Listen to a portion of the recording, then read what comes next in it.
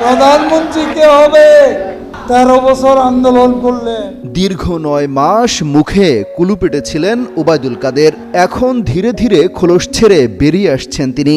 শেখ হাসিনা এখনো কোনো গণমাধ্যমে কথা না বললেও প্রায় প্রতিনিয়ত গণমাধ্যমে হাজির হচ্ছেন আওয়ামী লীগের second in command Obaidul Quader. কিন্তু শত শত খুনের মামলা মাথায় নিয়ে শেখ হাসিনা কবে দেশে ফিরবেন, কবেই বা বিচার করবেন তাকে বিদায় করার পেছনের মাস্টারমাইন্ড যারা তাদের?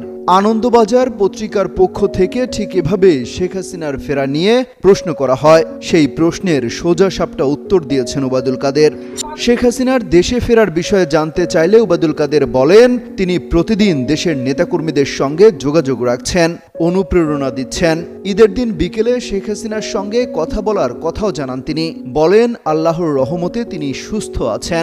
দেশে ফেরা নিয়ে বলেন, শেখ হাসিনা আগেও বলেছেন দেশের জন্য তিনি ফিরবেন এবং যারা তার বিরুদ্ধে ষড়যন্ত্র করেছে তাদের শাস্তি হবে। তবে তিনি কবে ফিরবেন তা এখনো বলা যাচ্ছে না। সবকিছু নির্ভর করছে দেশের রাজনৈতিক পরিস্থিতি, জনগণের মনোভাব এবং আন্তর্জাতিক পরিবেশ পরিস্থিতির উপর। ওবায়দুল কাদের বলেন, এই নির্বাচন ঘোষণার মধ্যেই নির্বাচন না করার ইঙ্গিত লুকিয়ে আছে। আওয়ামী লীগকে বাদ দিয়ে বাংলাদেশে কোনো গ্রহণযোগ্য নির্বাচন হতে পারে না। দেশের 45% বেশি মানুষ আওয়ামী লীগের সমর্থক বলেও দাবি করেন তিনি।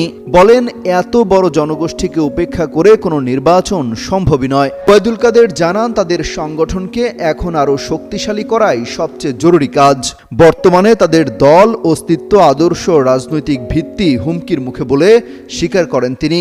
বলেন, এখন সংগঠনকে গোছানো হচ্ছে। আওয়ামী লীগ একটি গণভিত্তিক দল, তাদের শক্তির মূল উৎস জনগণ বলেও দাবি করেন তিনি।